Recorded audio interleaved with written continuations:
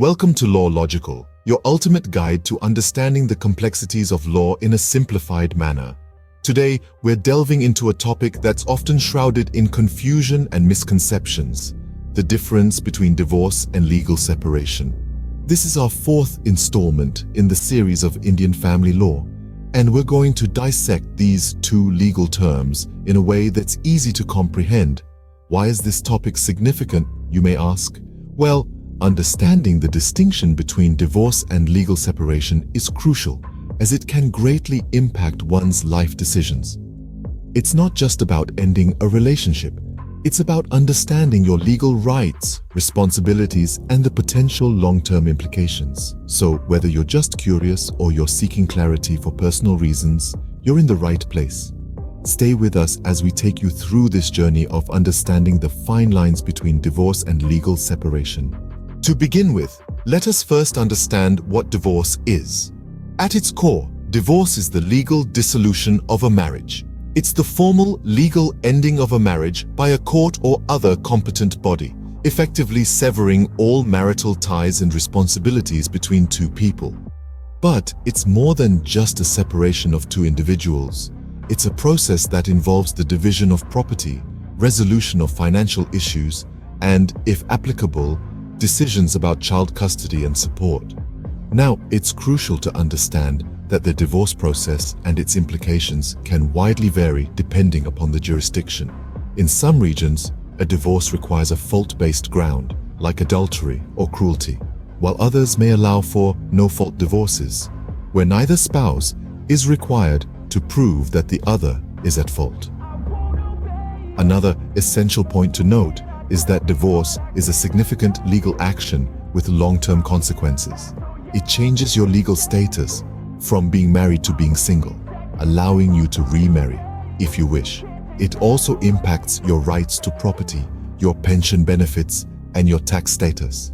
And then there's the process itself. It typically starts with one spouse filing a petition. The other spouse then receives a summons and has a certain period to respond. If the parties can agree on the terms of their divorce, they can present a written agreement to the court.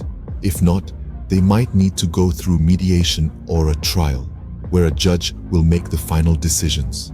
Finally, it's worth noting that divorce can be a stressful and emotionally draining process. It not only ends a personal relationship, but also involves legal complexities that can be daunting for many. Therefore, it's always advisable to seek legal counsel to guide you through this intricate process and safeguard your rights. That's a brief overview of divorce. Now let's delve into what legal separation is all about. Now, shifting gears to legal separation. Legal separation is a legal process by which a married couple may formalize a de facto separation while remaining legally married. It's not the end of the marriage, but a pause, if you will, that allows for the possibility of reconciliation or simply a time to figure things out. In the eyes of the law, you're still married, but you're living separately and apart. This can be due to a variety of reasons, such as personal differences, financial issues, or even for the sake of the children. The court will issue orders for the division of property, child custody, and visitation, as well as financial support. Now, you might be wondering how this differs from a divorce. Well, a divorce legally ends a marriage. After a divorce, you are no longer married to your partner and are free to remarry. In a legal separation, you remain married but live separately. You can't remarry unless you get a divorce. So, why would someone choose legal separation over divorce? There are several reasons. Some couples choose legal separation because of religious beliefs that don't condone divorce. Others might choose it for financial reasons, as being legally separated can sometimes have tax advantages. There might also be insurance benefits that one spouse can continue to enjoy. It's important to understand that the process of legal separation can be just as complex as divorce. It involves a legal agreement that must be negotiated and agreed upon by both parties, often with the help of lawyers. This agreement covers all the same issues a divorce agreement would, such as division of assets, child custody, and alimony. In a nutshell, legal separation is a middle ground, a space where you can take a breather, sort things out, and decide whether to move forward with a divorce or reconcile and mend the marriage. With that, we have encapsulated the concept of legal separation. Now let's see how these two differ. Now let's dive into the differences between divorce and legal separation. In the realm of family law, divorce and legal separation are two distinct paths that a couple can take when they decide to part ways. While they might seem similar on the surface, they differ in significant ways in terms of legal implications, process, and outcomes. Let's start with the legal implications. A divorce legally ends a marriage, freeing both parties to remarry if they choose. On the other hand, a legal separation doesn't end the marriage. It simply allows the couple to live apart while remaining legally married. Now, let's examine the process. Both divorce and legal separation involve the court, but divorce proceedings are often more complex and time-consuming. They require the division of assets, determination of child custody, and potentially spousal support.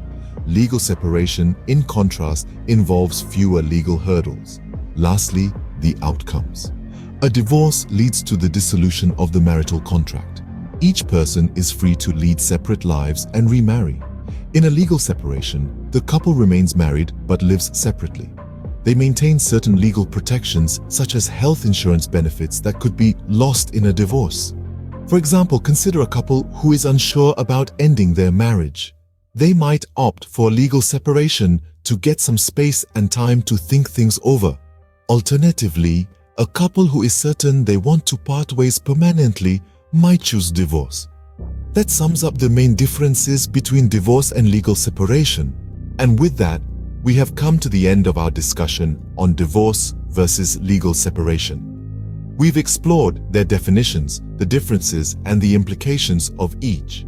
These legal terms are not just jargon, but affect lives deeply, making it crucial to understand them thoroughly.